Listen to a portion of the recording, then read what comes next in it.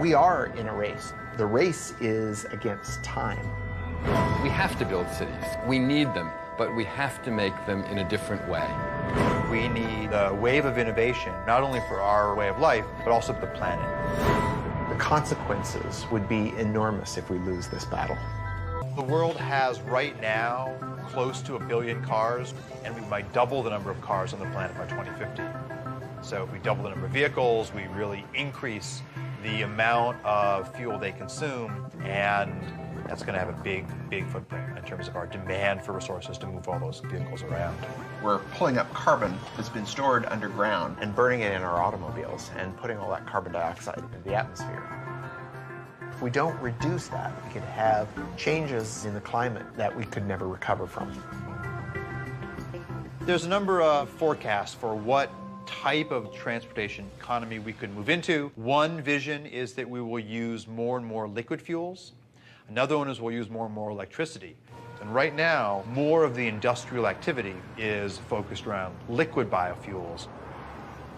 The thing about a fuel is it's really unparalleled on a weight basis how much energy is in a gallon of fuel. And even if batteries develop as some of the advocates hope they develop, we're not going to see batteries running large trucks, and we're certainly not going to see an electrified air fleet.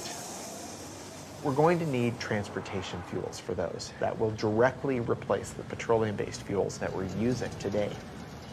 This has kicked off people looking at a whole range of other alternatives to petroleum in your tank.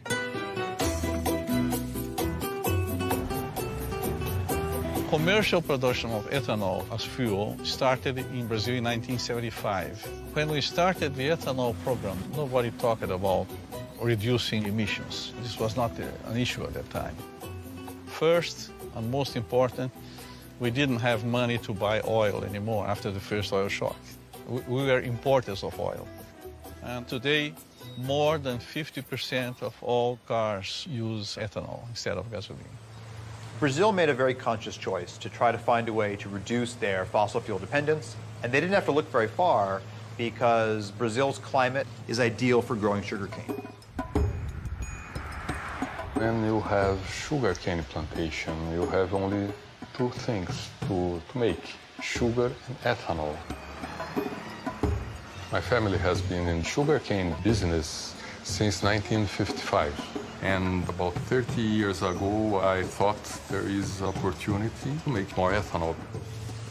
And now we are producing 120,000 cubic meters of ethanol.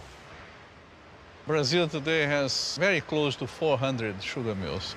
The overall sales is $30 billion US dollars, and this number is increasing.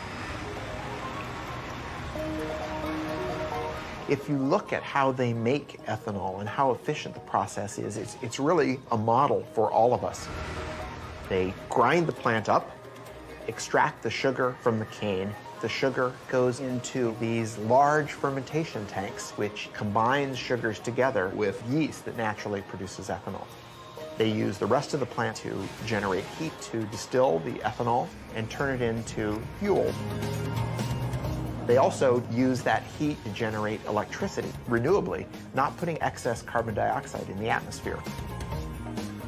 Brazil has gotten to a point today where they're using about 40% less petroleum than they would be otherwise.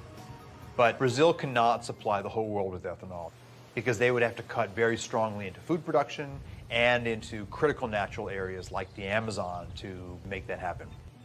And this really boils down to the fact that there's only so much arable land, and growing fuel for our gas tanks is yet another demand on that landscape.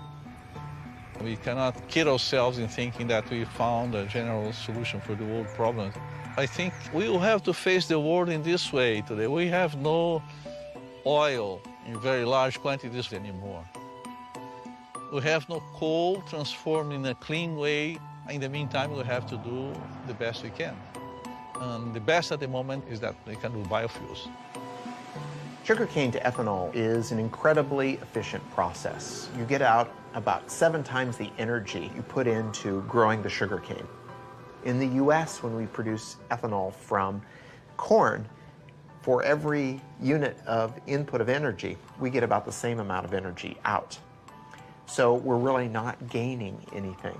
We need a better process. We don't have to take what nature's given us. We can actually engineer plants and yeast to be more efficient, and that's the basis for a lot of the work that we're doing now. What we need to look at, though, is which of the pathways that come out of this are not only good financially, but those that are also good in sustainability. And this equation is really wide open right now. We are in a race to develop fuels. The race isn't with other countries, the race is against time.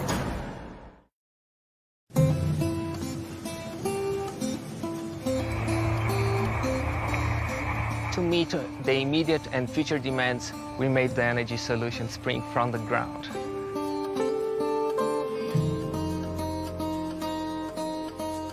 Brazil is the most efficient ethanol-producing country in the world. Sugarcane alcohol from Brazil can reduce the total carbon footprint by up to 70% compared with the gasoline.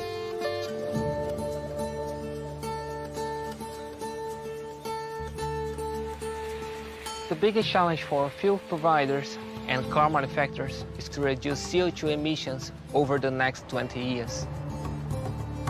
Demand for mobility will continue to grow. We believe that biofuels are very important because they help in an immediate way. All forms of fuel are going to be needed. Hydrocarbons, natural gas, biofuels, all of them are going to be part of the energy mix for the future of transportation.